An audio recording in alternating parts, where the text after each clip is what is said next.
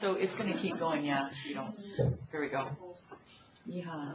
We're just going to make sure that we have Chris here on board. Yeah. Chris, can you hear us at all? We were playing some music there. Are you muted possibly? Hey, one second, you're muted here. Let me unmute you. There you go. Can you hear us now? We can't hear him. That sucks. Seems maybe your microphone is not working on your side of things. Ask him to plug it in. You heard that. You heard that. You can hear us. That's awesome. In your microphone check. So if you open up Link, the main part of Link. You folks don't have your name. You should see a little menu option with some a cogwheel. Go ahead and click on that. I only have.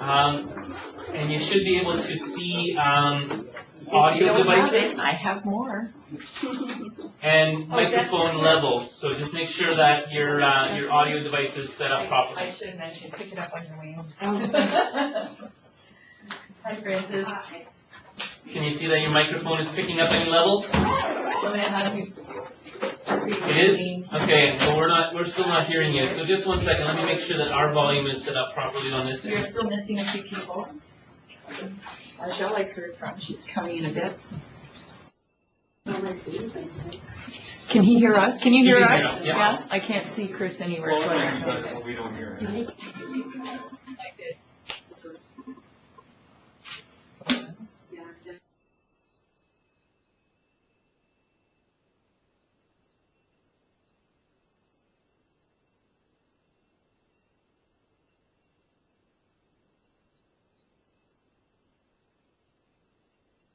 which are supposed to. Okay, let's go back. Can you try saying something again? Okay, so we're still not picking you up.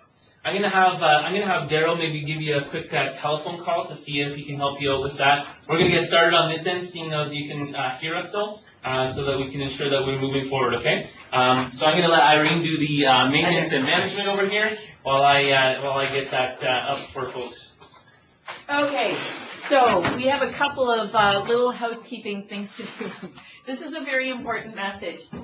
My writing is not great, usually, but it's not usually this bad either.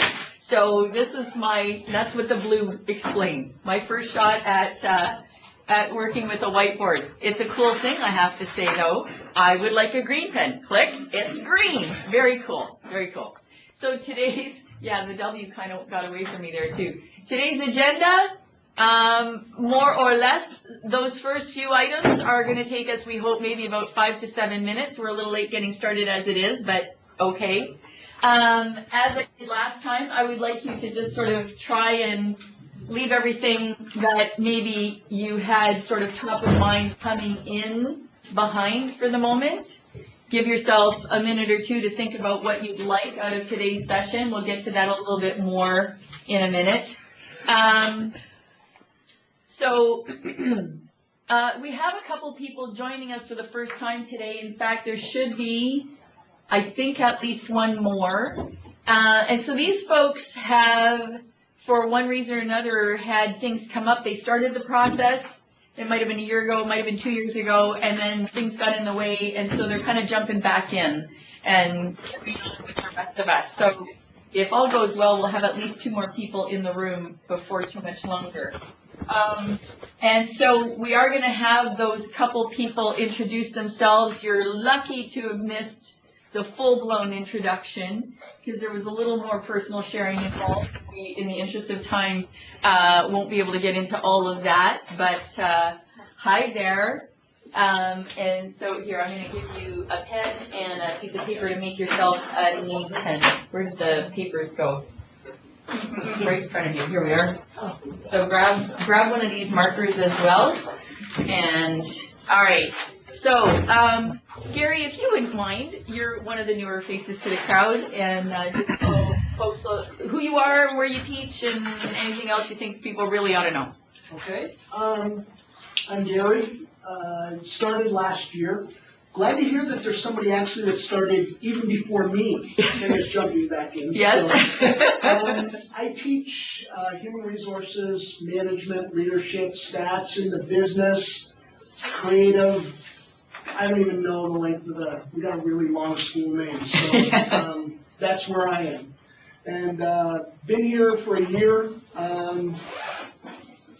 Came from Toronto, ready for the winter. Great, thank you. And we're going to jump right next to you. If you please introduce yourself and just what you're teaching here at Cambridge and a little bit about yourself to the rest of the group. Hi, my name is Neku. I started last year in the chemical engineering program, and then in winter I taught in the environmental studies. So this is my second year. I'm still teaching in chemical engineering, technology, and environmental studies. Thank you. Thank you. Welcome, Neku. And Francis, if you would. Hi, I'm the one that started 2 years ago. Life happened, and then That's right. I went on mat leave, and then now I'm jumping back in. So don't feel alone, Gary. You have an excuse. So I teach the nursing program. That's good. That's good. That's good. My office is down the hallway. I always invite people to come and visit. Say hello. Candy, chocolate. There you go. That's an important thing to share. Chocolate covered coffee beans. I'm getting my Keurig, so it's going to be all set up. I don't even have to leave the room. Excellent. Excellent. Okay. So that's our little bit of welcome and introductions to the newer folks. Do we have Chris's audio up yet? Chris, can you still hear us? Yes. Yay! Welcome, Chris. Glad you're here. Oh, you can hear me too? Yeah. Oh, well, hi. Last year went up. Okay, one other thing about housekeeping, two other things about housekeeping. So I have updated it's not on the Moodle site yet, but I have updated the schedule for next semester because I didn't want to leave this to like November, December, whatever. Essentially, we are meeting the last Monday of every month. Let's see, yes, I have that right. So January 30th, February 27th, March 27th, those are the in-person sessions for next semester, provided, of course, we can get a room. I'm hopeful this room will be available again next semester because that would just be so nice and simple. And essentially, your online activities are due 2 weeks before those in-person sessions, which leads me to this round. In as much as possible, I tried to give feedback to people. Friday quitting time was where I kind of cut it off, and I thought, well, if they weren't in by then, I'm sorry, you'll have to go without feedback for this round. Not that that's a make it or break it deal, but the idea is obviously we need to know how you're doing with things, and so that's why I've backed up the submission due dates for 2 weeks prior, so that I've got something of a window in amongst the other stuff that I'm doing on campus to be able to, sort of see how things are going. And ideally, if for whatever reason there are concepts that are sort of not quite what was intended in the module, I can jump in and say, yeah, I think what they're looking at is this, and et cetera, et cetera. Okay? So those worksheets do all need to be completed, all 6 of them by the end of all 6 modules, along with the in-person attendance, so that I can sign off as people know to be able to say, yes, you completed the program, you get the certificate. So that's a big deal as well. All right. And they're nice certificates. Like, I don't want to understate that, just for everybody's understanding. All right. So that brings us back to the whole, what are you thinking about for today? When Orville and I were talking, and I'm actually almost done for today, he's pretty much going to take it from here for the rest of the day, because this is his wheelhouse, not so much mine. What was I? Oh, yes. We are not going to really review the various technologies that are out there. We are looking at ways to apply standards or assessments of possible technologies to use in the classroom, right? So we're not going to go through Kahoot or, give me another one, Nearpod or any of or even the clicker technology or any of that. So we're not going to analyze those and show you how to use them. But we will say, oh, you came across this technology and now you're looking at integrating it into your classroom. Well, here are a couple of structures for you to consider to say, I need to evaluate whether or not this is going to help me or cause me more work than it's worth. And that's what the whole second module was about. We hope you got that much. And now we're going to try and do more application of that sort of work with some cases and things that we've got for you to think about. Okay? Something to note, if you're coming in and thinking that you'd be getting a list of technologies that might be available to use today, that's really not, as Irene said, that's not the goal. If you are looking for certain things to potentially solve a problem that you're working with, though, please don't hesitate to contact myself, and we'll go through the process of seeing what's available in-house at Cambrian already, and what is potentially out there to be able to solve that particular issue as well. Many of you had gone out and done Google searches on different technologies to apply to specific things in your courses. The whole idea around the hub and my role specifically is to ensure that I'm there to kind of help you guide you through that process, to identify all of the different gaps that might be in your class, or the potential solutions that you need, and the actual evaluation of that is sometimes done already for you, and we've already gone through these sections models. Then we just need to see how that applies to your specific need in that case. All right, so the resource is here for you to use it, but today's session is really about the evaluation of a new technology for your class. How are you going to implement it into your class, and all of the things that you need to consider for doing that. So that's the first half of today, and then the second half would be focused on case studies where people have wanted to incorporate some cool new technology and things went decidedly south. So what happened, where did they go wrong, or where did the situation take a sour turn, because lots of times it doesn't come down to the individual, and what might have been done differently to mitigate those, to prevent those, those situations from arising in the first place. Of course, with the idea being that, come on in, no worries, with the idea being that we don't want you to go through this. We want you to be well prepared should you come to a point where you say, hey, yeah, I think I need to do this or that. But I can't stress enough, and Orville's not going to blow his own horn that much because he's not like that, but he has more ideas than you can possibly use in your teaching career, is my guess, throughout, from now to retirement. And between him and then our instructional designers are equally equipped to add to that pool. So you've got right now 3 really good brains to rely on for ideas, resources, support. Should you realize that you've got an unsolvable problem with the resources you have available, is there a technology that can somehow support that? Absolutely. Orville's a great starting point. So would be Jess and Andrea, our instructional designers. So, but anyway, so that's that. And I'm pretty much done. So I think Orville's taking it from here. I am. Do you want to make sure that you go through today's global? Oh, right. Sorry. Just the last piece of it was you needed to be thinking about what do you hope to gain from today? Because as you know, at the end, if we're following the same sort of template as last session, I'm going to ask you whether or not you got your goal accomplished. So think about what's ahead, given the agenda that you've seen, some case studies, some application of the concepts that came out of the module. What's your personal takeaway? What's your goal for your personal takeaway for today? Okay, so if you spend a moment just thinking about that, write it on any piece of paper you may have in front of you, and or on a device. I don't really care. This is about technology, so we might as well use it. And then we'll recap that at the very end of the session. See how well we hit the mark. Okay. Yeah. Okay. So with all of that in mind, let's take a quick look at 3 different technologies, and we're going to actually take the next 15 minutes to actually do an evaluation, a sections evaluation of it. Now, all of you have gone through this particular goal or particular strategy with technologies that you've identified for your specific classes. But we've chosen 3 that were very rarely listed in the actual worksheets, so that we can have that practice to kind of go through and make sure that we're really asking the appropriate questions when we're doing that.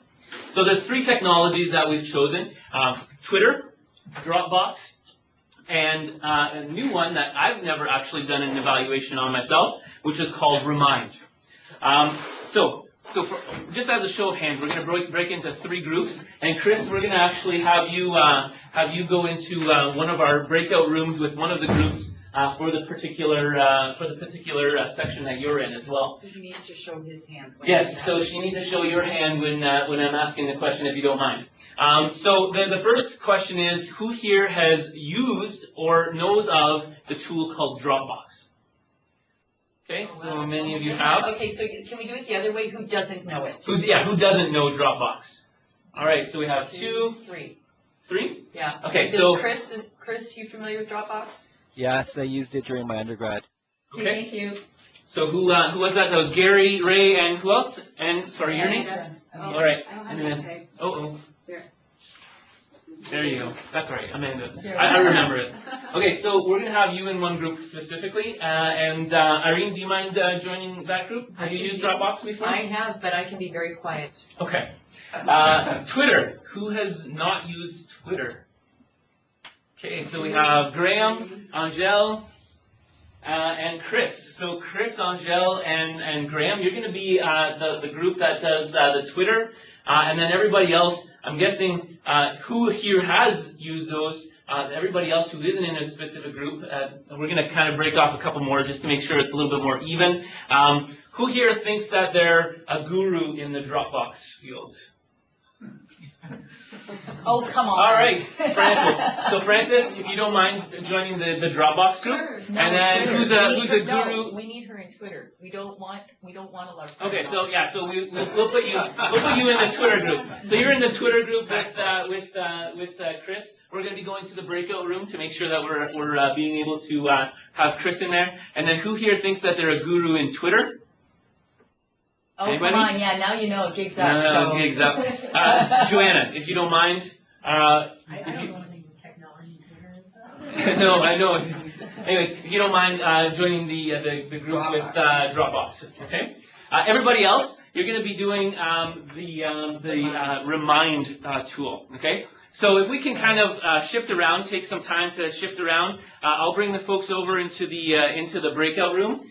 So what I'd like you to do, because you brought your devices, and many of you have these things here, what I'd like you to do is I'd like you to start the actual sections model of a review for that specific tool for an application in general for classes.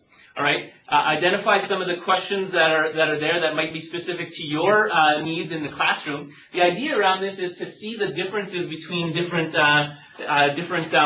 classrooms, different types of courses that might be applied. Right. So what applies and works for Rick with his students might not be the same with Joanna with regards to the use of Twitter or the use of those types of things. So let's go through that model. Let's break into our groups, and we'll get Chris and the Twitter guy, folks, over into so that's the... Graham, Angel, and Francis. So again, sections is that acronym, right? Starts with students, and time, and et cetera, ease, and all that. That's with, SEC, not, there's no T. SECTIONS, that each word had its own meaning. So you're basically mapping that on to the software you're now exploring.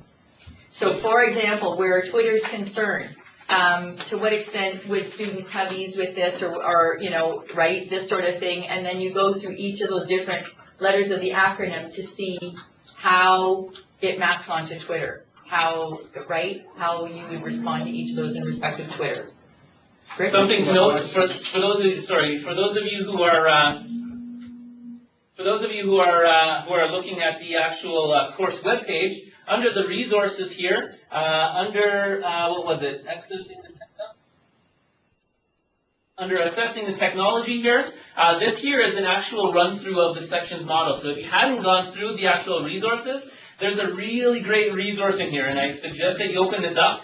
Under part number 2, there's actually all of the specific questions that are meant to be asked when you're reviewing those areas. So I'll leave this up on here. Go ahead and bring it up on your devices as well. It's in the actual module that's there, and that's what we're really asking the questions of when we're going through that sections model.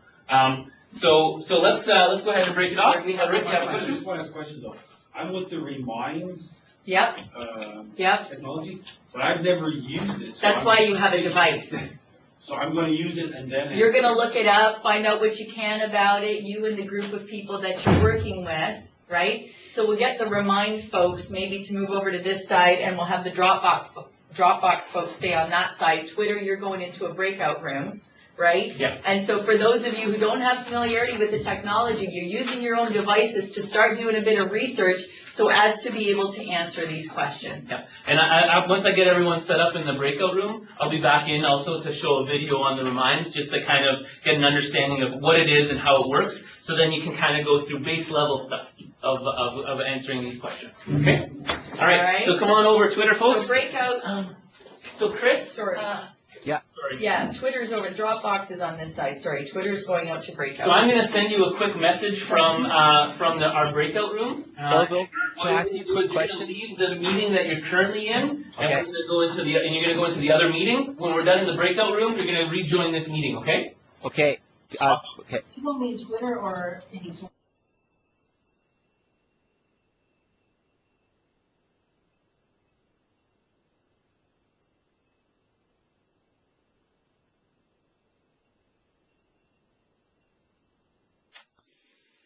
Doing. Okay.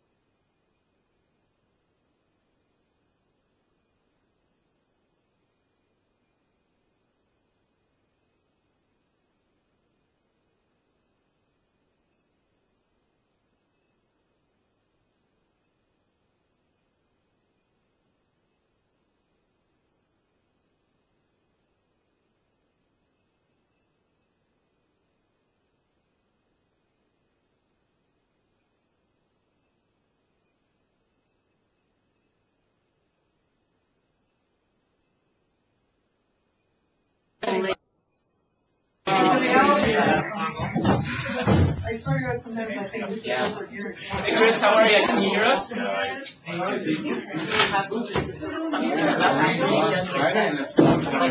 on the assessment, Rather than go. I've given the time for 20 after. Stay into our break, because then there's still enough time. Yes. I have, yeah. Thank you for a moment.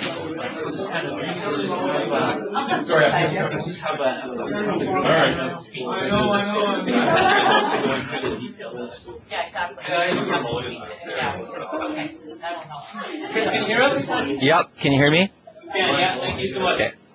It's pretty expensive though. 4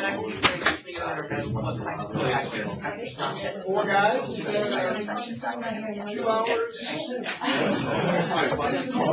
Well, we expected it to be the entire subject matter. We're just looking for key highlights. All right, folks. Welcome back. So that was an exercise of evaluating the specific tool itself. Now, Rick had a really great question when I was sitting with the folks for Remind, and the question was, do you prefer using the SAMR model as opposed to the sections model, or the sections model over the SAMR model?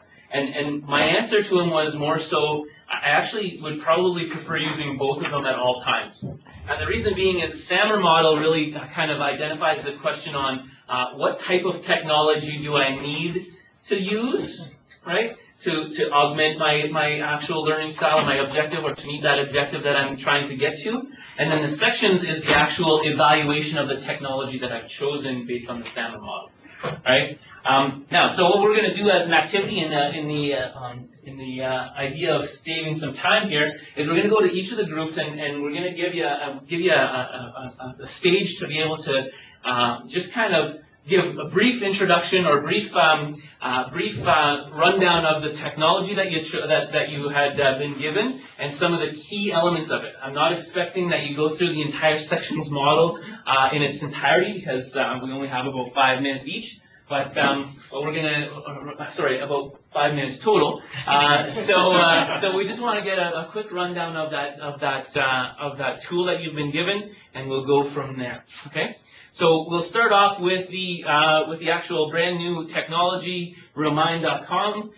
Terry, do you mind just giving a quick brief overview of what it is? Try and speak up because I think you have a speaker over there, just so that Chris can hear, and then just identify whether or not it met the goals of your sections review. Okay? Okay. So we had Remind, and it is a free text messaging app that helps teachers and students and parents communicate. So you can send a message to your students and parents via email or text message. You can download the app, and then the students they will sign into it, and you'll have a code, and they'll sign into your class. So the entire class will get the text, but you can't see their cell phone numbers, and they can't see your cell phone number. So we felt that for the students, it was easy for students, that yes, it was easy for them to use, that it's good for them because it's easy messaging. Whether if they didn't have data or they didn't have a cell phone, because you may have an older student, they would still have email access. So it allowed both that type of learner to use. The cost, really there's no cost. I mean, if you had, and again, you didn't want to use data, you could hook up through the email. Interactivity, yes, because they can respond back to you. They can ask questions. I think you can attach documents, it was saying, so there's a lot of usage for it. Does it really teaching and learning? It's more of a management app than so much of a teaching and learning app.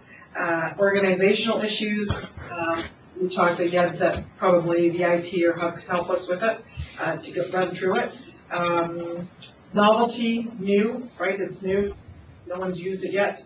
The speed, I downloaded it while I was sitting there. A few of us did.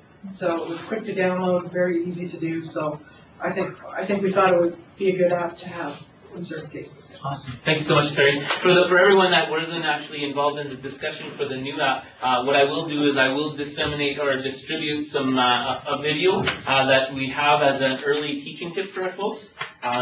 So for everyone here, you're going to be, privy to some information before next Tuesday on how to download and how to start and create your Remind account, and some other resources for you to use it if you want to take a look at it and see if it would be applicable in your course.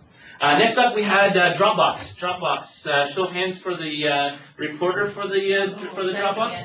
Amanda. All right. If you want to just make sure you speak up, if you can make sure that Chris can hear. Yeah, project all the way up here. Okay, so Dropbox is pretty much a website, and it's a document sender and holder. So it's used for when we want to send very large documents. So it's not the greatest if you're just wanting to send small documents back and forth, because it does have a couple of glitches. It's not user-friendly as something as simple as Moodle. So Moodle does carry a lot of the aspects that Dropbox already has, except for sending large documents. Another thing too, in order to send documents, they have to be, you have to set up specific restrictions. Otherwise, all the students will be able to access. If I sent in an assignment, then Zuhana can go in there, take my assignment, and then plagiarize, right? So there has to be restrictions, so that has to be done before you set up your Dropbox for the students. Again, it's fairly easy to get onto, but there's lots of little extras that aren't as easy to access. Pretty much we came up with that it has limited applications, so it's really not that worth it to use something like Dropbox in your class unless you have something like Johanna uses it because she has large documents that she sends to her students for graphic design. For us, as a college, it doesn't, we can't have that Dropbox application on any of the desktop computers or any of the college computers. You can have it on your personal, but they don't have access to it. So, and there's lots of other similar technology out there that are a lot more user-friendly. Okay. Thank you so much, Amanda. Our own whole department uses Dropbox. We actually do have the icons on the computer. We all use it, we all log in and log out. Okay. It's a really good tool. Okay. If you've got a bunch of you that are using the same resources. Okay. Taking, So do you remember how, did your computer just come with Dropbox installed on it? No, we had to go over there with a machine gun. No, but seriously, there's a reason for asking the question. There is. No, I went through my chair. Okay. Mr. Uzi and Donna Cushing. Okay. I believe was it? Okay. Yeah, normally if there is a case for that, it's because there is a large amount of files that are being shared. So in the case of Joanna, you already use it with your students, but your students, you probably use. I use it with clients, so I know about it. Okay. With the graphic design program, though, one of those drawbacks would be that the college doesn't necessarily want you to have the icon on here, because what happens is it duplicates those files. And as soon as you start adding that file area to your computer, if you had created that Dropbox folder in your network drive, that network drive is then being that repository for all those files. So there's just those implications, again, around the organizational implementation or organizational issues. So, when you want to use it, or if this is something that you decide to use, are you going to use it in its basic form, just in a web-based tool or platform, or do you involve the information technology department to help you walk through that? And again, that's just part of the sections model when you're identifying them. Thanks so much, Amanda and Rick, for the comment. Last but not least, we had Twitter, and who's the spokesperson for Twitter? Graham? Yeah. So Twitter, basically, we're all new to it and kind of figuring out that it's a good communication tool. So as far as I understand, it's a one-way communication. Somebody's sending out some information to whoever is following that person. It's kind of like a one-way friendship. So say if you're following somebody and you're getting their information, but you can't send anything back. So it's like, see, it looks like a zero cost.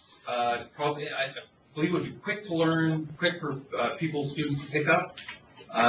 So time investment very low.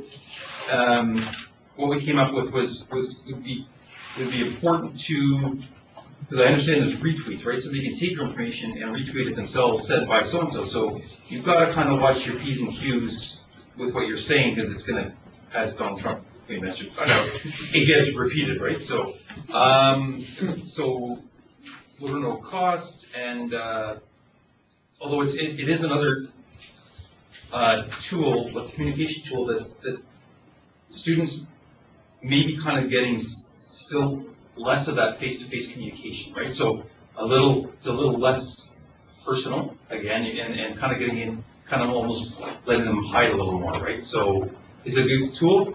I think it is for certain applications, but at the same time, where you don't really want to foster the hermits, right?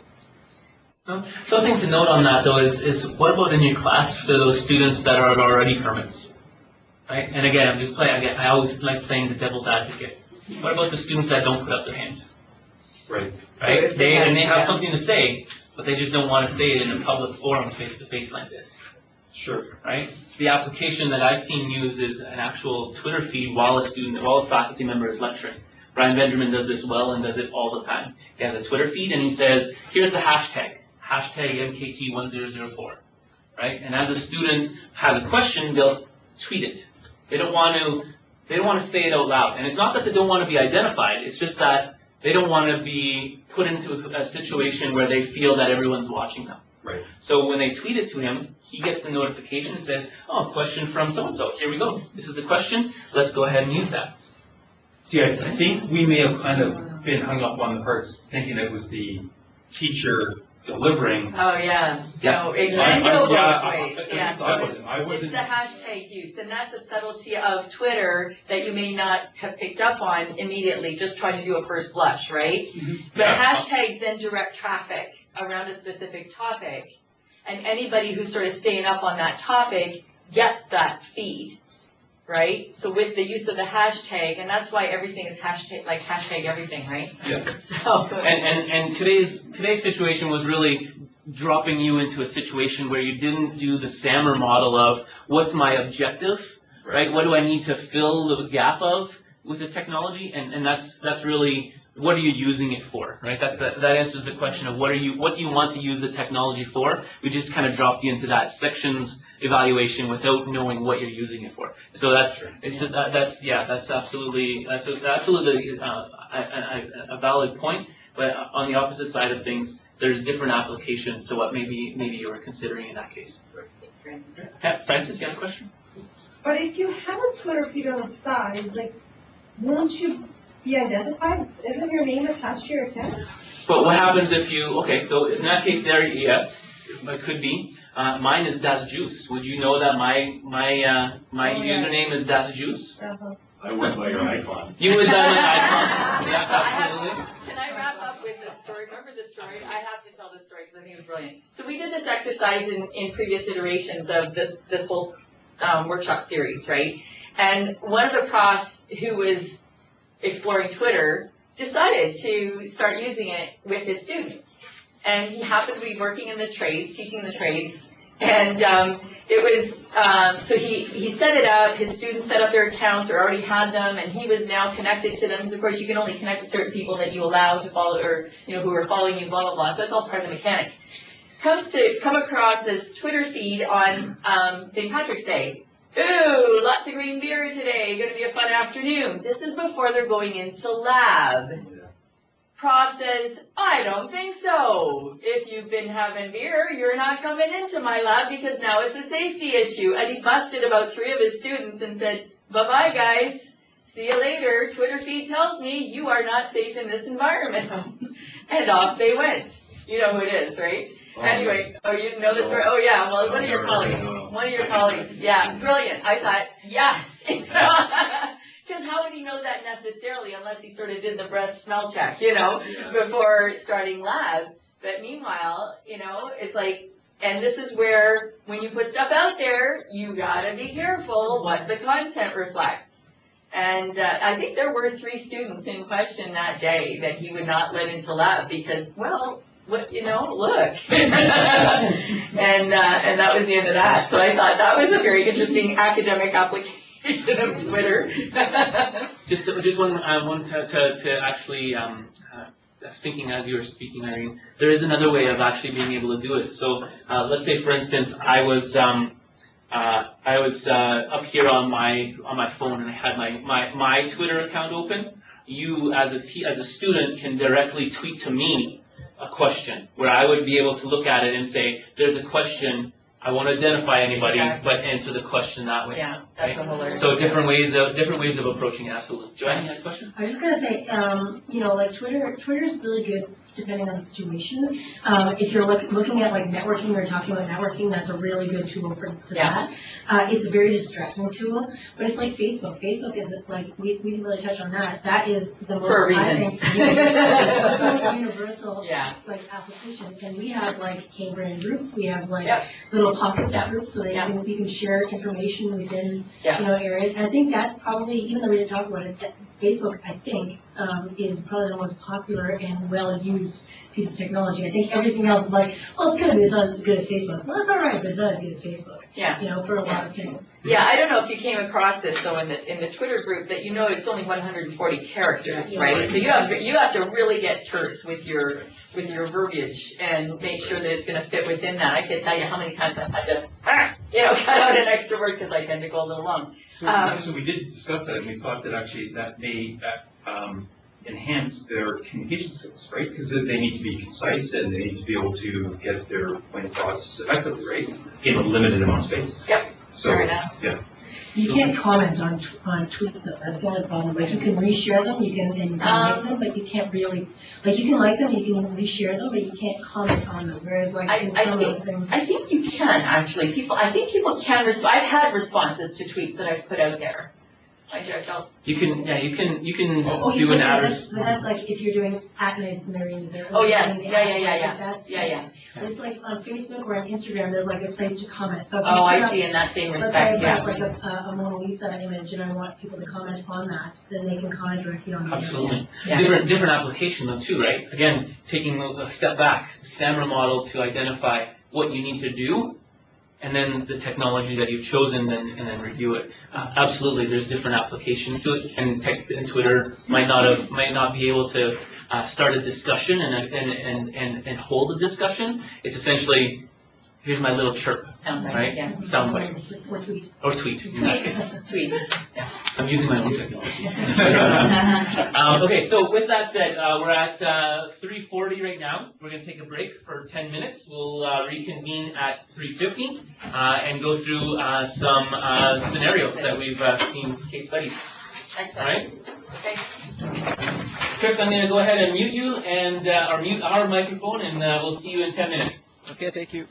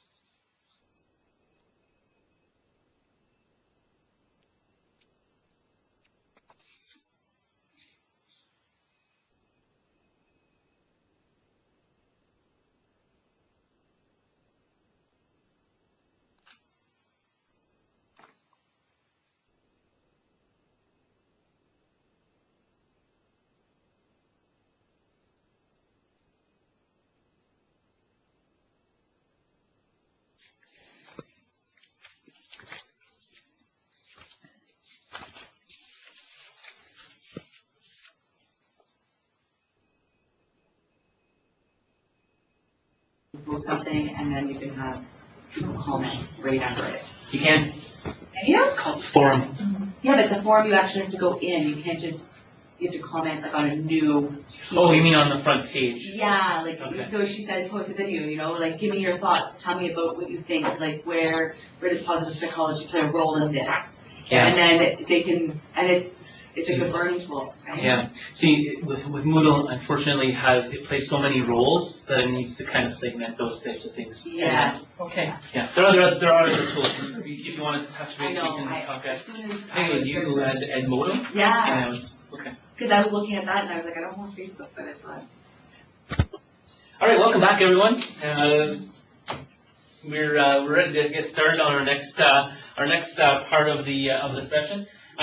What we're going to do is we're going to actually provide you 2 different scenarios, and we're going to discuss it as a group to kind of answer the questions about what are the various sources of conflict and possible solutions, or ask you some questions that come from this. And essentially, we're just going to take a look at this as a case study and an opportunity to see what might have went wrong, what could we have done differently, or what could this person have done differently, or was there anything that could have been avoided or not avoided. So essentially, it's just going through the 2 scenarios. So Irene, I'll let you introduce the first one, as it's the one that you had found. All right. Compounding challenges. So in this particular situation, I'm not going to read it out to you. I'll give you a couple minutes to read through. But basically what you have is a new person who is doing their best to really sort of get with all of the systems that we have in place. So I'll let you read it for a minute.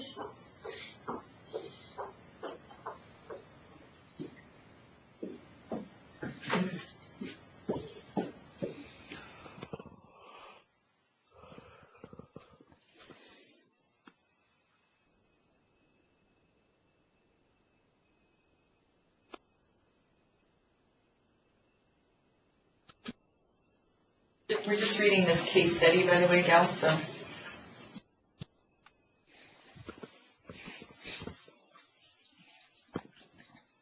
Okay, so you kind of get the upshot here that basically we've got a person who's new to the college, new to lots of systems, new to Moodle in particular, so pretty substantial learning curve, large class size, relatively speaking. I mean, it's not very often I would get a class of 50, thankfully. I know some of you have them up in the 80s.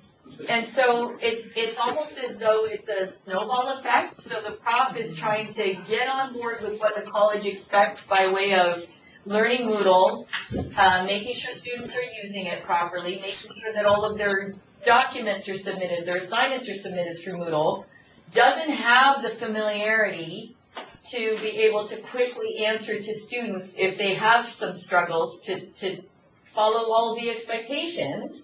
So the prof is expending a lot of extra energy to learn how to navigate these issues himself, and then has to get back to students who are now saying, oh, to heck with it. I was going to use a whole other word. To heck with it, I'm just going to email the assignment directly to the prof. Well, we already do a lot of business by email. Imagine, even 20 or 30 students trying to email assignments because they've been frustrated directly to you when you're already having an inbox of, say 150 or 200 messages. And then how do you make sure you don't lose track of your students, etc. But they're anxious about getting things in on time. So you can see where a lot of things are kind of going off the rails in this scenario. Files are too big and things are getting stopped, etc. What do? So this is where we would have gone into smaller groups, but this is going to be a little faster in the interest of time. We're trying to debrief this way instead of having you break out and they come back again. And this way Chris is automatically included. We're thinking of you, Chris. Thanks. All right, thoughts? Michelle? I'm one of those profs. Oh, okay. It wasn't you. I wasn't writing It about sounds exactly like me. Actually, though, I must say, I think it's not expected of me to use Moodle. But oh, sorry, and I should clarify. So I'm not saying that the college is saying you must use Moodle. It's just that that's the general direction of the college, right? So that was what that sentence meant. Okay. Okay. So then I am on the right track. Okay. So I consider myself a pretty techie girl. I use Moodle as a student, but not this type of Moodle, different Moodle, but Moodle's Moodle, submit assignments, and then basically read chapters. It is an online course. But for me to be the runner, the running of the Moodle, I found it extremely challenging. I think the crash course you gave, Orville, was amazing, but I honestly think we need more. A lot more, like the half-day type only. So one source of conflict or challenge here is limited availability for the prof to get very familiar with Moodle before having to teach the course. That's what you're identifying? Yeah. Okay. Because I asked actually for additional, because you had said during the crash course that you could ask for additional, and I did, and I got that. I took a lot of notes, and I got 1 hour. I was told that I couldn't afford a half a day, which I said, you know what, I'll take anything, right? Oh, you mean in terms of you being paid for the extra time you're investing, like or? just additional. Oh, I see. additional Well, time. yeah, okay, so how much time do people have to afford to give you? Gotcha. Us, right? Yeah, okay. Because I knew if I had half a day in my hand, I'm thinking, you know what, I could probably know this like almost inside out. Because I'm pretty techy to begin. So I'm still struggling, but that's for another time, but I'm still struggling with grades. So assigning grades, it says something like none, points, or grid. Scale. So I don't even use it because I don't want to mess it up. So I say none. Students don't have a clue how much they're going to be graded on it, which seems to be going okay because I tell them verbally in class, but nobody's brought up any problems. But I see that for myself as a big problem. Okay, so limited training. But that's myself. So limited training and limited training opportunities are really what's at play here. Okay, anything else? Other challenges that people see in this scenario, Francis? I think you mentioned it, but not being paid for your time when you're part-time. Like when I started here, I was part-time, and I had another full-time job. I mean, like, where do you stop? I think that's important too. I think that would be a source of conflict. You betcha. Because how many hours are you going to spend here? And can you get the out, like, when you're running out of here, you kind of judge your time, right? So I own my own business, now I have a little bit of flexibility, but still, I have a business to run. So I'm here to teach, I have to run out of here and run to my business to take 4 hours out of my business to come in and lose income. It plays a part, and when is it available? Well, that doesn't work with my time, and, you know, it becomes a bit of a. You mean the training, when training isn't sometimes available the training doesn't easily, always, yeah? Like, there was a great session on the Kahoot, right? But it didn't match up with what, like, you know, I would have had to move 5 clients out of the day that, well, it doesn't work to run a bit, you know, it doesn't always work for you when you're part-time. It's a little bit of a challenge. Okay, other input. Go ahead, Amanda. This is just from personal experience. I've done Moodle quizzes, and I had this great little 10-question Moodle quiz that took me probably 2 days to get loaded up, and then I had to meet with Rob about 6 times to figure out exactly how to do it. I gave up. I did Great Cam. Moodle's so much easier, but the amount of time I wasn't getting. I spent 2 days trying to do one little quiz. I wish it was easier and more consistent. There's lots of files, and so it's a difficult. It's difficult in that particular, so in this case, it might be also that the interface is a bit difficult for a new learner. Yeah. Depending on his or her flexibility and availability and tech savvy, and, you know, but even, Angel, you said, even if you are fairly tech savvy, there's still a learning curve. It's part of that cost part of the evaluation sections, right? That's the cost of time that you're gonna put in and the return on your investment at that point. Exactly. Program is so amazing, but we don't have the time. Okay, so Yari, and then Rick has the. Well, I think there's, you know, you got new students first of all, first year, so they're learning. First year students, yeah. And then you got a new instructor, and then they're trying to dump everything on them. That's the way it sounds here. it should be stepped in terms of the process of introduction of the Moodle to the students in the first term so that they become familiar with it, and then forget about the complicated assignments, maybe do some small, participation things so that you become familiar with what Moodle can offer you. Yep. Because there's too many tools in that toolbox to use in your first year or second year, maybe even in your third or fourth year. I don't use Moodle anything other than notes and, that's pretty much it, yeah. Just loading stuff on it. Again, this comes back to that evaluation model, right? Going through that sections acronym really helps you as a teacher. Just because it's out there and because people are using it doesn't mean that you have to use it, right?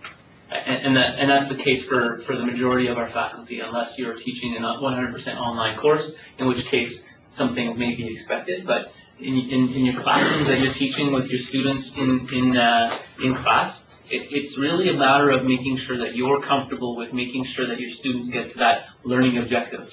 Because again, to kind of pound this hammer into the coffin, if you will, it's not about the technology that you use to solve the problems. It's about it's about whether or not you get to the objective in your course outline.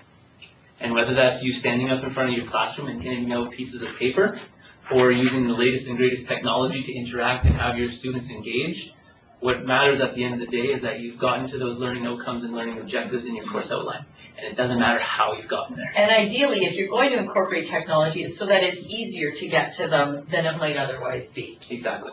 And as you already indicated, baby steps. Those small integrations of technology that might help disseminate pieces of information to start with.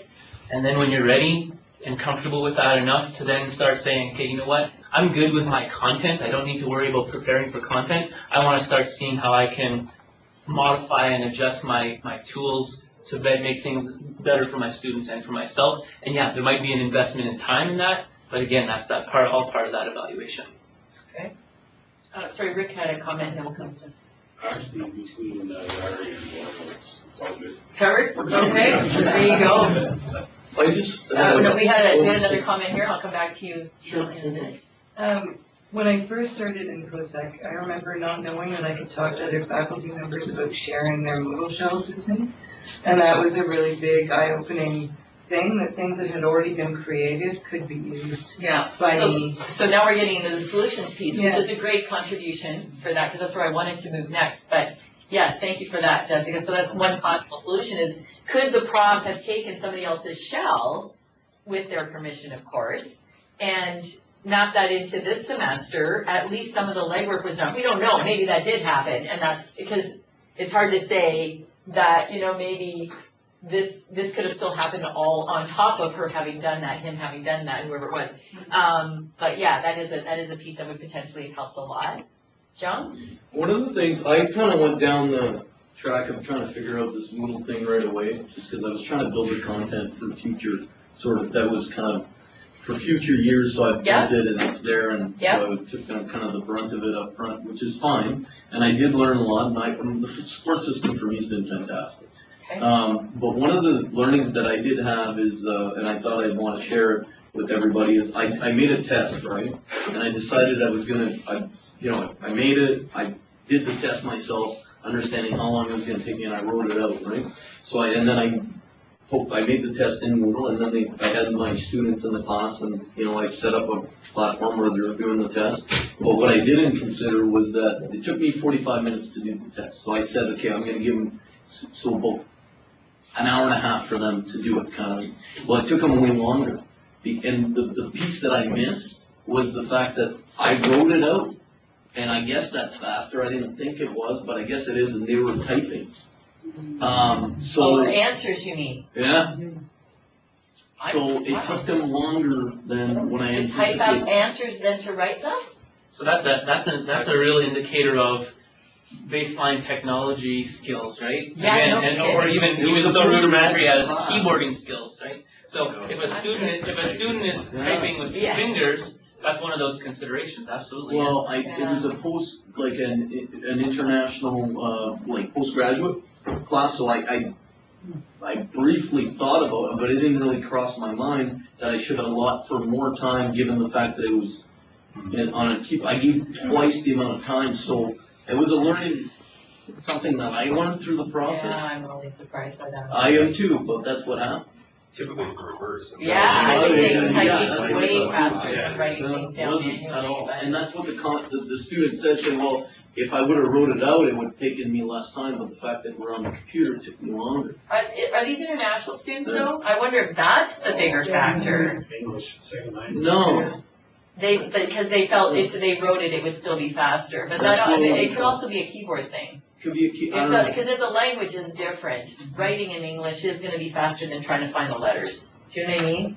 They may not have familiarity with that keyboard. Yeah. Is what I'm wondering, because Yeah. it's not their first language, potentially. But some of them, half of them, like English was their first, they weren't from Canada, but English was their first language.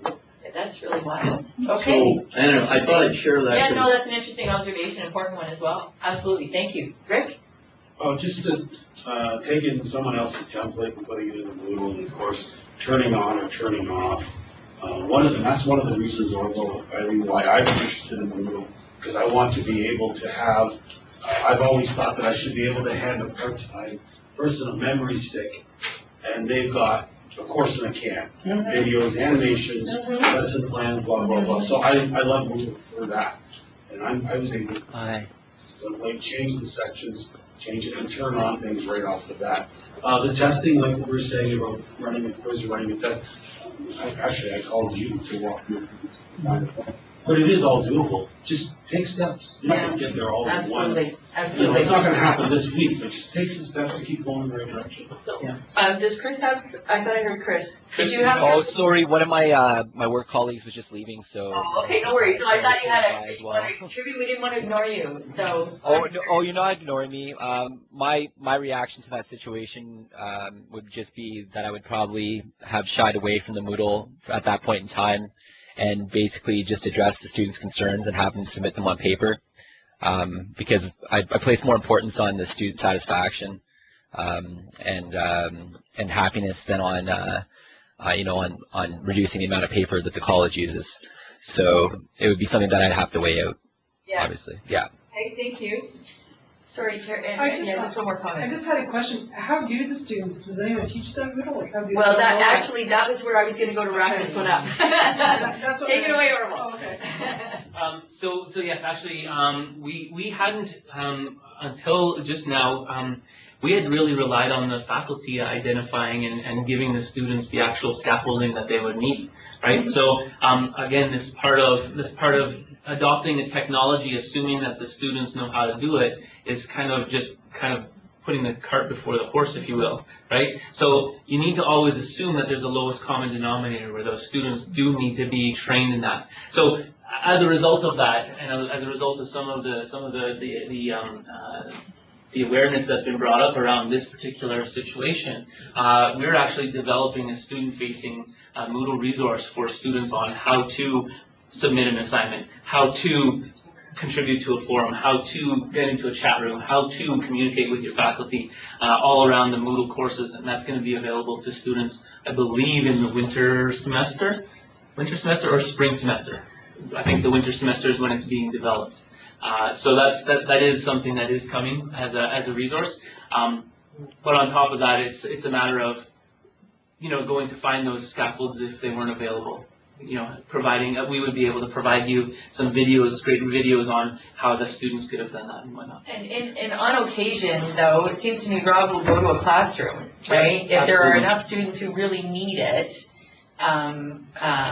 Rob Comtois is also in the QTRC area. He will come out and do a quick 10-minute, 15-minute, 20-minute, whatever, however many issues are at hand, he will walk students through those various steps, projecting all the information so they can see it at the same time. So, yeah. How much do you think students actually know about it? Well, that's just it. It's a web-based tool that's fairly intuitive. But it's a matter of making sure that you, as the faculty member, if you're implementing a tool, that your students are prepared to use it. So, for instance, Twitter. Would you just assume that students knew how to use Twitter, or would you give them a rundown of how to tweet properly? Or give me a rundown. Yeah. Exactly. So the idea is you're not just going to implement something and put it up there and say, "Okay, guys, go and do it." you're gonna have to give them that scaffolding around it. So if they're in second year, We 80% sure they know Moodle? They should. They should, By that point? but at that point there, would it be not just beneficial to say, does anybody need a refresher on this? Or let me point you to where, such and such a document is, for example. That students told me how to run. Okay, so unfortunately, we gotta get on to Yeah. the second case, so can we do that and then see if there is time, we'll get to these remaining questions. Alright. Five woes.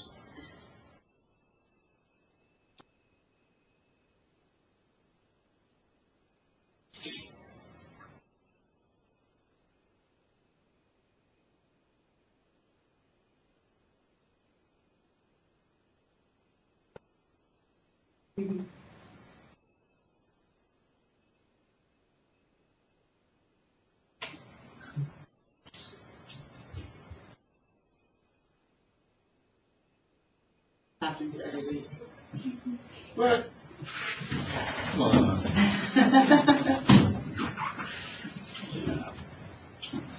Alright, Rick? Well, right off the bat, regardless of what room you're in, I gotta be honest with you, students tell me all the time the Wi-Fi sucks here, but then all of a sudden, we're getting lined up for Kahoot, and I walk around, so who are we waiting for? Nobody puts their hand up. Moodle, can you guys get to this on Moodle? I walk around, they're on. So, in our labs, that's a different story now, when we're searching for specs, we have issues, but most of the classrooms, I gotta say, really, guys? Somebody might drop out, but all of a sudden they're right back in, so are they bitching for nothing, pardon the language? I've tried on multiple occasions. Some of the rooms are absolutely bad. And which class is this in, though, Amanda? 2636. I know, sorry, which one are you teaching? Oh, both pharmacology and nursing. And how big are they both 80? 80 both, yeah. Okay. So this is an idea, or this is a consideration that wouldn't have been possibly or potentially suggested or thought of by the faculty member, because we've actually put on the workshop, our department, for the use of Kahoot, and it's moving forward with the mobile age and flexible and learning delivery models. It was only brought to our attention that certain areas of the college Wi-Fi doesn't actually hold the capacity of more than 50 students. And sometimes when more than 30 or 40 students actually connect to a Wi-Fi hotspot, that major delays actually happen, and students can't gain access using the Wi-Fi network. There's actually even pockets in the college where cell phone reception and data plans are at an all-time zero, like absolutely zero. Part-time dental office, hygiene office. Yep, in the back, 32, cell phone doesn't- yeah, 32 cell phone or doesn't the work. section 2 of the college. Yeah. On your way over to the athletic center and down the hallway where the dental assistance is, or the School of Health and Sciences, absolutely horrendous when it comes time to connecting to Wi-Fi and or even data on a cell phone network. So this is really an example of organizational issues that may need to be considered. So what are some solutions? What are some things that you could have done? This person could have done, Rick? Well, I was gonna get to, are we doing something about those? We are, yes. Yeah, I'll talk to that in a moment. I really want to talk to you about the considerations that the faculty member could have done, or you as a faculty member might consider differently. I did this a couple weeks back. I got everyone to bring their computers in. Everyone logged in at the same time. But again, I had probably 40% of the class didn't bring the device, and it worked. Okay. So I did a dry run of the midterm. But now I'm scared that I can only have 40 people on at once. No, in what room were you in? I'm in all the way in the engineering, close to there, and a half floor. 2600? Oh, no, 15, 16, that floor that no one 52. can find. Yeah, you're in purgatory. Yeah. Yeah, I know that section of the college. I teach there sometimes. So Yeah, I don't. This person could have, I guess, tested it, but I guess you can't force all the other things. Well, that no, and happen. he would never have known that his, as students flooded Wi-Fi, that it was gonna crash it. So now thank you for bringing that up, because now I'm. So thinking inside. something to consider. So for your specific purpose, you did do exactly what I would have suggested here. Just have a dry run. right? Have the dry run for your students. In this case here, 40 students, you said, brought their laptops and 40% did not. 40% did not. So of 60% of your students, what's the number of students that you have? I have 40 students per section. Yeah, so I would say. How many sections do you have? 3. 3 students. So you have 120 students in your class? I have 100. 100 in one room at one time doing No. the test. Okay, so 40 students. Yes. Okay, I wouldn't worry about that. So asking that question, if you're doing 40 students at a time, I wouldn't worry, and if most of your students gained access, I wouldn't worry too much about that. But I guess that would be another solution, is call Orville, make sure that's okay. Yeah, and making sure that you're calling myself, and if you didn't know to touch base with IT, just identify the area of the college that you're in to see if it would be able to hold a capacity of 40 students at a time within there. So in this case here, it's just a matter of kind of involving the people that might not necessarily you would have thought of doing, when you're taking a look at a new technology. Yeah, you want to kind of hit the ground running and get started in it, but maybe, and this was something that was even kind of a miss to us and not really aware of on our radar until this specific occurrence happened, where there's pockets of the college that has some limited Wi-Fi capabilities. Sorry, Joanne, and then Amanda. So, I mean, depending on the situation, like, if it's obviously a midterm, that's different, but if it was like just an in-class thing, if it were me and there's a bunch of people who didn't work, I would say, okay, so instead of having everybody on their own thing, you're going to pair up with the person next to you, and then you can discuss the answers and then come up with it, and then it's a totally different, it doesn't solve the technological problem, but it makes you move forward and not look like you're Exactly, having your backup plan, right? Plan B. And when we talk about assessment next unit, that sort of stuff is actually going to come up. How assessments have traditionally been looked at, and what are some new and interesting ways that we do assessments, both the ones that generate marks and the ones that don't. Amanda? So we partner up. Yeah, but really, you shouldn't walk into a classroom without a few plans anyway. I did a test last week, and I went without a hitch, which is completely opposite of the test I did before that. I had paper copies of the test ready to go. So even if some student was playing a game saying, I can't do blah, blah, blah, no problem, close the laptop, here's the paper copy. Like, you always gotta have. I did the same thing. I tried Kahoot, like, after our first session here, I didn't know about it.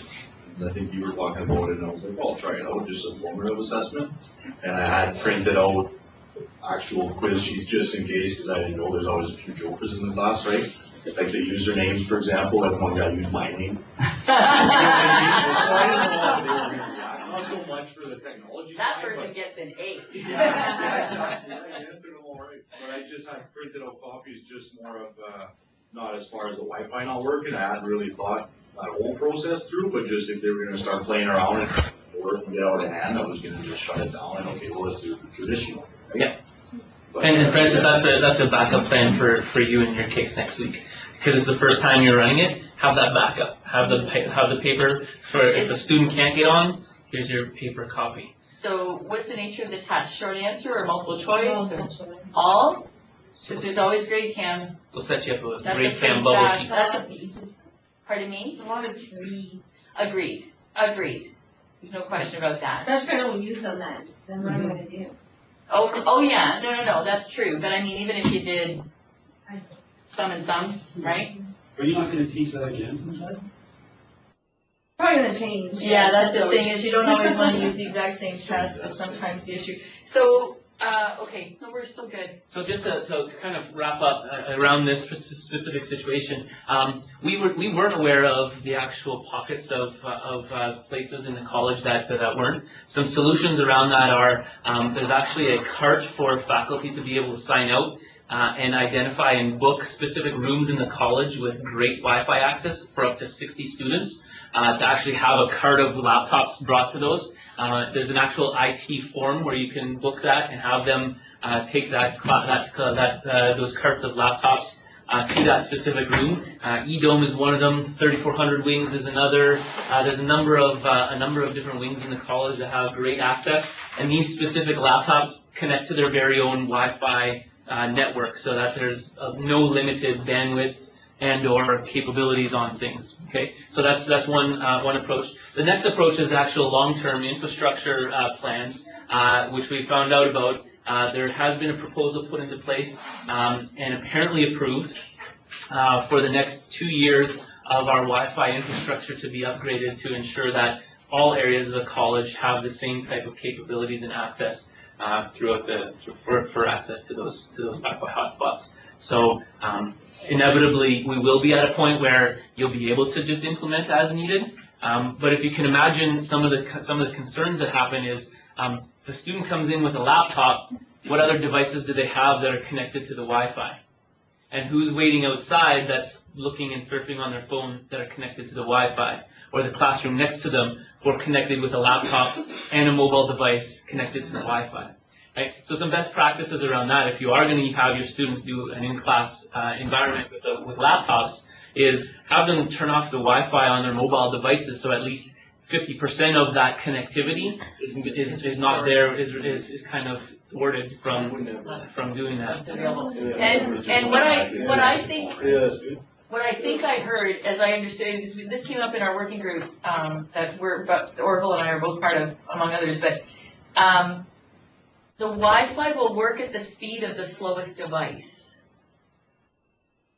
That's what Dave Cushing said in the course of that meeting.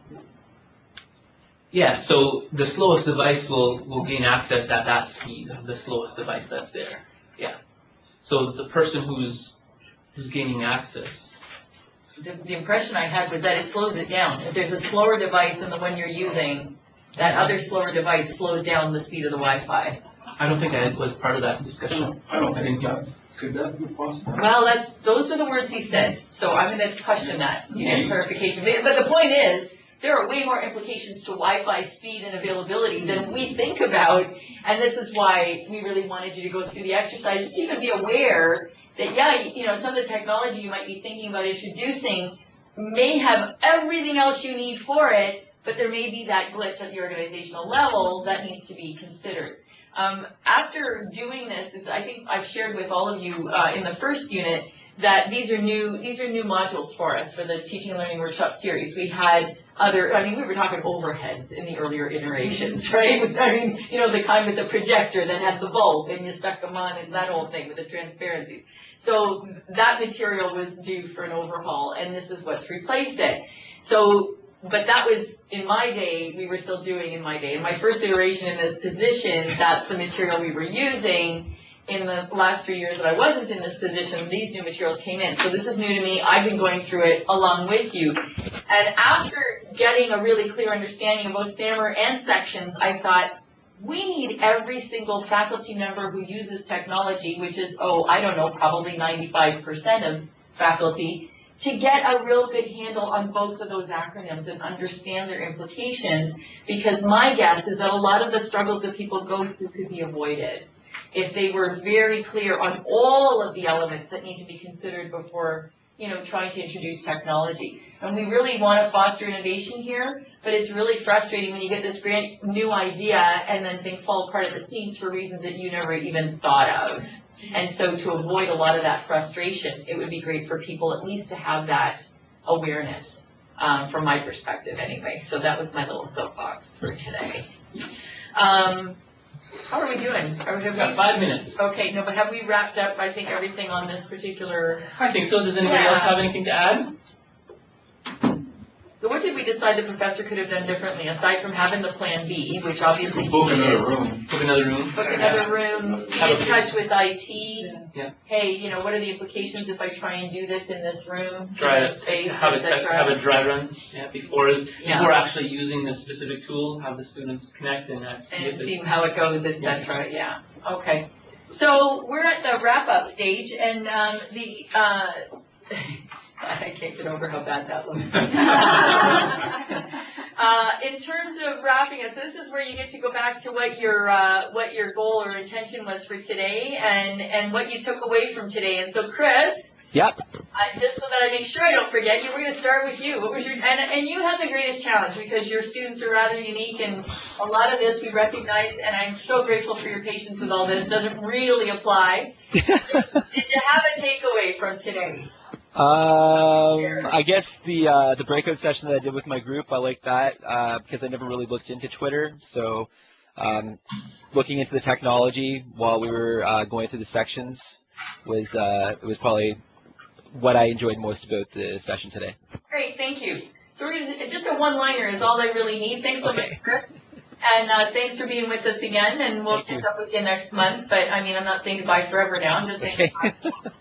Jacob, would you like to, what your takeaway, what your one sort of key takeaway is from today? Well, I found the Remind very interesting, especially for our lab works or the field trips that they're going. We always need to send reminders, and the students always come back, oh, we didn't check emails, we didn't check notifications. Great. So I think for that kind of occasion, it's very helpful. That'd be a good idea. Great, thank you.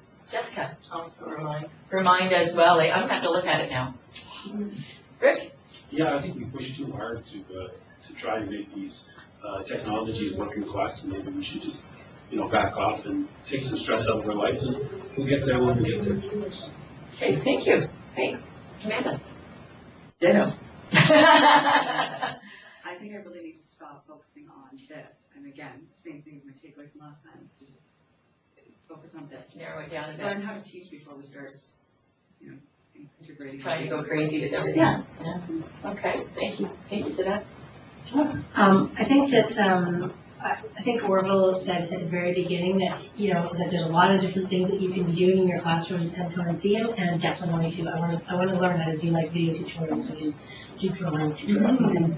But we didn't touch on that. But I think that just knowing that there's that support, that's what I'm taking away from today. Great, good stuff. Okay, Julian. I kind of like that Twitter thing there where they can kind of ask a question and direct you there. I don't know how it would work. Yeah. It'd be interesting to find out. But there's always one shy person in the class, and I found that a little bit neat, actually, to be honest, amongst other things. There are other possible applications that can use smart technology. So I like Padlet. Here's another one to throw out for you. Padlet.com, check it out. It's like a bulletin board.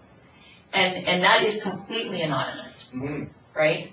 So as long as the link is available, students can feed into that anytime. But then it's up to me to have some other device where I'm getting those updates on a regular basis. So that is more on the professor in that case than the students this much. John?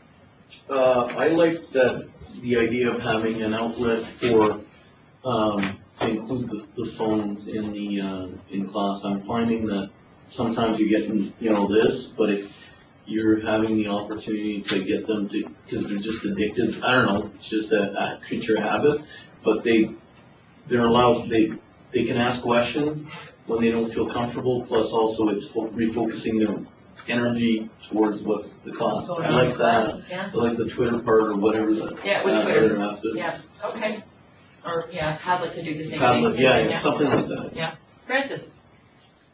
I think just listening to the discussion, I always love that about the teaching and learning. It's the thought of, oh my God, if everyone's connected at once. So I think it's more getting the feedback of other people who have done stuff. I think that's to me Okay, thank you. Angel?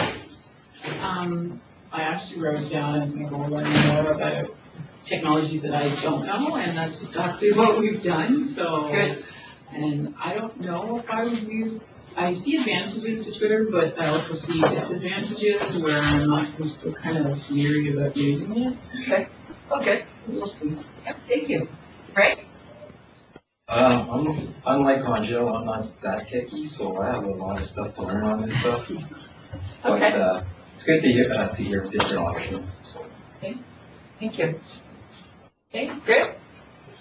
So I'm one step closer to understanding Twitter. I wouldn't say that I really do yet, but a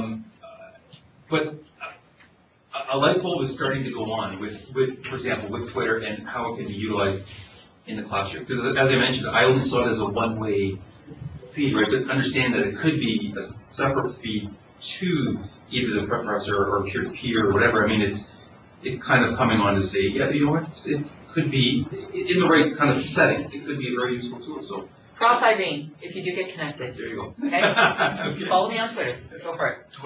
Or does Juice and House. Yeah, that's easy to remember. Yes. Gary? I think I would look at it more from what exactly are the students doing? What do they engage in? And trying to implement more of that, because now we're sort of, what are we engaged in implementing that?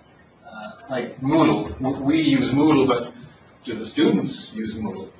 You know, so getting them, because they're not reading the textbooks, right? They're not printing So off what the are board. they doing? Yeah, what are they doing? So I gotta figure out what is that? and Well, try to Twitter's a big engage with one. that. Twitter's a big one. Twitter's definitely a big one, even for students, so. I just feel a little bit more confident. Good. You know, technology can be overwhelming.